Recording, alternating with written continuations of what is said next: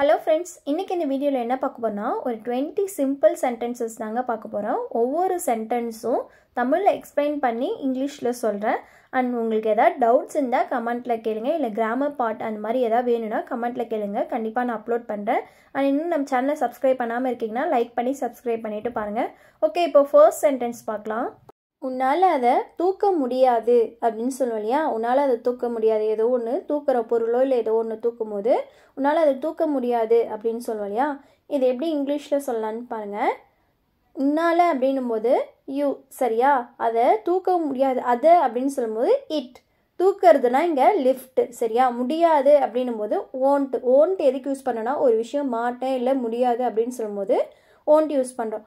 முடியாது அப்படின்னும் போது ஏபிள், சரியா? Won't be able. அப்போது உன்னால் அதை தூக்க முடியாது அப்படின்னு சொல்லும்போது you won't be able to lift it. You won't be able to lift it. Second one பாருங்கள். உன்னோட கதை எனக்கு தெரியும், உன்னோட கதைலாம் எனக்கு தெரியும் அப்படின்னு சொல்லி யார்கிட்டயும் சொல்லுவோம்ல, கொஞ்சம் திமிராக சொல்லுவோம் இல்லையா? அதை எப்படி சொல்லலான்னு பாருங்கள். இங்கே தெரியும் அப்படின்னா நோ, சரியா? அப்போது உன்னோட கதை அப்படின்னு சொல்லும்போது யுவர் ஸ்டோரி.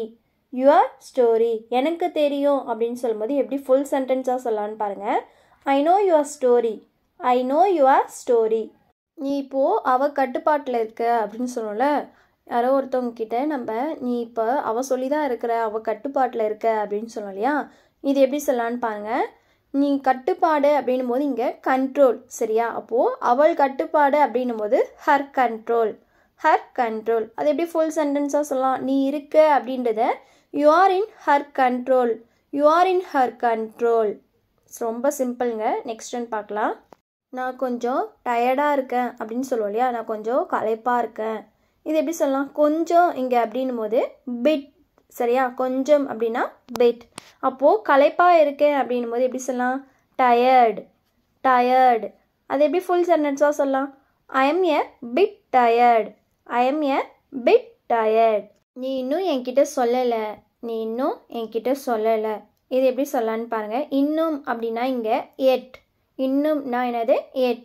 இந்த எட்டு, ஸ்டில், அன்டில், டில் இதை பற்றி உங்களுக்கு தெரியணுன்னா நான் டிஸ்கிரிப்ஷனில் லிங்க்கு கொடுக்குறேன், போய்ட்டு செக் பண்ணி பாருங்கள். அதை பற்றி டீட்டெயிலாக கொடுத்துருப்பேன் எங்கெல்லாம் யூஸ் பண்ணணும் அப்படின்ட்டு. இப்போ பாருங்கள், எட் அப்படின்றது ஒரு நெகட்டிவ் சென்டென்ஸில் தான் வந்து கண்டிப்பாக வரும். இப்போ பார்க்கலாம். நீ இன்னும் என்கிட்ட சொல்லலை அப்படின்னும் போது you haven't told me yet. you haven't told me yet. இங்கே haven't எதுக்கு யூஸ் பண்ணோன்னா சொல்லலை இல்லை அப்படின்னும் போது haven't யூஸ் பண்ணுறோம். toldனா சொல்லிட்டாங்க, அப்போது சொல்லலை அப்படின்னும் போது told யூஸ் பண்ணுறோம். ரொம்ப simple. you haven't told me yet. Next one பார்க்கலாம். அவன் இப்போவே வரணும். அவன் இப்போவே வரணும் அப்படின்னு சொல்லி இங்கே ஆர்டர் பண்ணுறோம்.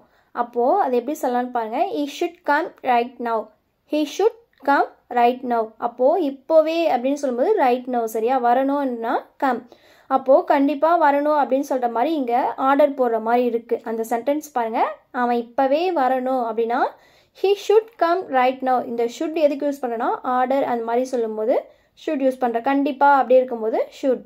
நெக்ஸ்ட் ஒன் பாருங்கள். அவள் என் ஃபோனை பிடுங்கினாள். அவள் என் ஃபோனை பிடுங்கிட்டா அப்படின்னு சொல்லுவோம் இல்லையா? இது எப்படி சொல்லலாம்? இங்கே பிடுங்கிறது அப்படின்னா ஸ்நாச்.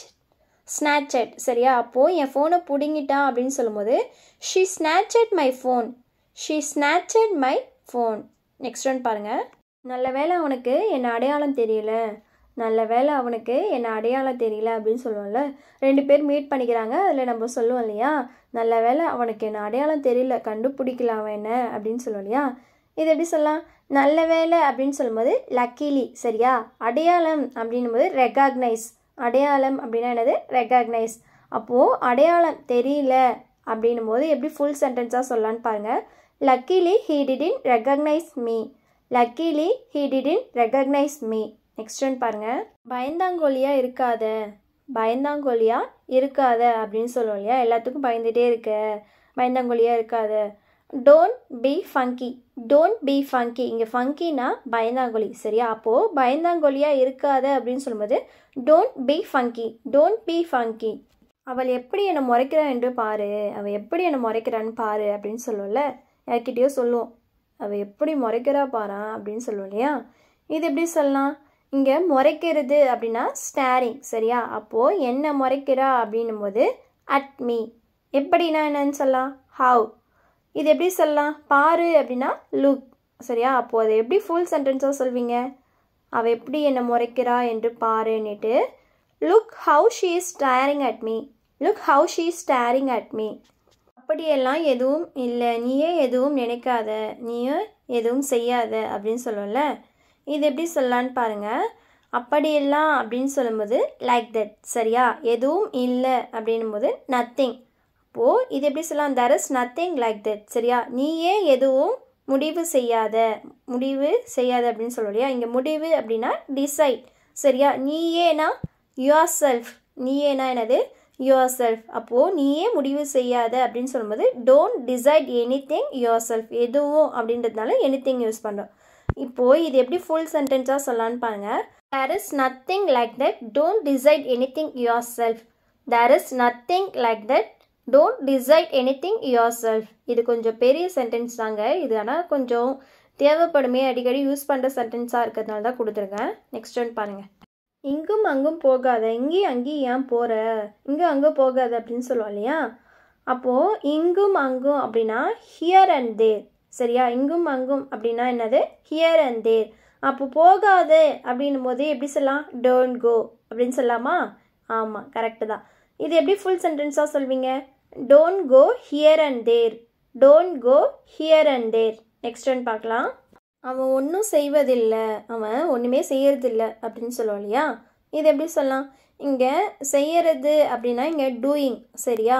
செய்வதில்லை அப்படின்னு சொல்லும்போது நத்திங், ஒன்றுமே செய்யறதில்லை அப்படின்னும் போது நத்திங் டூயிங். அது எப்படி சொல்லலாம்? he is doing nothing, he is doing nothing. ரொம்ப சிம்பிள், அவ்வளோதாங்க. எனக்கு அது உடனடியாக தேவை, எனக்கு அது உடனே தேவை அப்படின்னு சொல்லலையா? இங்கே தேவை அப்படின்னா நீட், உடனடியாக அப்படின்னா எப்படி சொல்லலாம்? இமீடியட்லி. உடனடியாகனா என்னது? இமீடியட்லி. அப்போது எனக்கு அது உடனடியாக தேவை அப்படின்னும் போது I need it immediately, I need it immediately. அதற்கு நீங்கள் தான் பொறுப்பு, அதுக்கு நீங்கள் தான் பொறுப்பு அப்படின்னு சொல்லுவோம் இல்லையா? இங்கே பொறுப்பு அப்படின்னா ரெஸ்பான்சிபிள், பொறுப்புனா என்னது? ரெஸ்பான்சிபிள். அது அப்படின்னும் போது தட் யூஸ் பண்ணுறோம். அதற்கு, ஃபார் தட் அப்படின்னும் போது அதற்கு. அப்போது you are responsible for that, you are responsible for that. பொறுமையை இழக்காதே, பொறுமையை இழக்காத அப்படின்னு சொல்லுவோம்ல. இங்கே பொறுமை அப்படின்னா பேஷன்ஸ், சரியா? பொறுமை அப்படின்னா என்னது? பேஷன்ஸ். இழக்காத அப்படின்னும் போது டோன்ட் லூஸ் யூஸ் பண்ணுறோம். அது எப்படி ஃபுல்லாக சொல்லலாம்? Don't lose patience, don't lose patience. நான் என் பொறுமையை இழக்கிறேன், நான் என் பொறுமையை இழுக்கிறேன் அப்படின்னு சொல்லுவோம் இல்லையா? இது எப்படி சொல்லலாம்? I am losing my patience, I am losing my patience. ரொம்ப சிம்பிள். நெக்ஸ்ட் ஒன் பார்க்கலாம். உன்னால் முடிந்ததை செய் அப்படின்னு சொல்லுவோம் இல்லையா? உன்னால் முடிந்ததை செய், அப்படி இல்லைன்னா உன்னால் என்ன முடியுமோ செய் அப்படின்னு சொல்லுவோம் இல்லையா? இது எப்படி சொல்லலாம்? செய் அப்படின்னா செய்யறது அப்படின்னும் போது டூ, சரியா? என்ன முடியுமோ அப்படின்னும் போது உன்னால் முடியும் அப்படின்னும் போது யூ கேன். அது எப்படி சொல்லலான்னு பாருங்கள். Do what you can, do what you can. நான் உன்னிடம் பேச மாட்டேன், நான் உன் கூட பேச மாட்டேன் அப்படின்னு சொல்லுவோம் இல்லையா?